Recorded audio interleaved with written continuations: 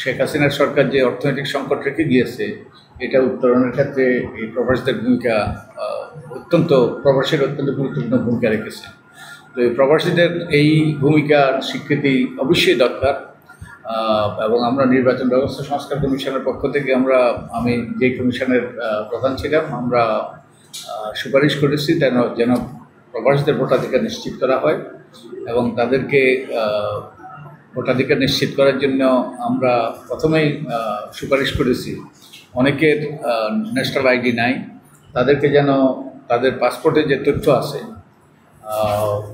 সেই তথ্য ব্যবহার করে তাদেরকে যেন এনআইডি দেওয়া হয় এবং একই সাথে আমরা দুই ধরনের ব্যবস্থা নেওয়ার সুপারিশ করেছি। নির্বাচন কমিশন যেন এই দুটো ব্যবস্থা নেয়, দুটোই নিতে পারে কিংবা দুটোর একটা হলো যে প্রবাসীদের ভোটাধিকার নিশ্চিত করার জন্য তারা পোস্টাল ব্যালট একটা, আরেকটা হলো অনলাইন ভোটিং।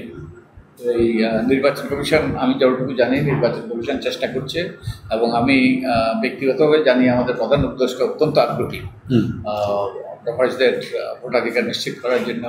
এবং আমার সুযোগ হয়েছে একবার প্রবাসী কল্যাণ মন্ত্রণালয়ের একটা মিটিংয়ে থাকার এবং সেখানে তারাও চেষ্টা করছে প্রবাসীদেরকে বিভিন্নভাবে সহায়তা করার জন্য। আমি জানি যে তারা যেমন কেউ যদি প্রবাসে মারা যায় প্রবাসী কল্যাণ মন্ত্রণালয় সহায়তা করে তাদেরকে আনার ব্যাপারে এবং অন্যান্য ক্ষেত্রে অনেক।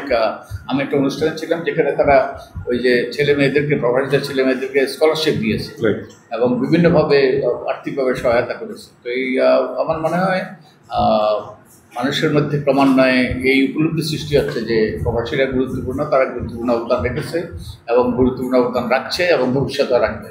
তাই তাদেরকে তাদের ন্যায্য অধিকার, তার মধ্যে অন্তর্ভুক্ত ভোটাধিকার, এটা যেন নিশ্চিত হয়।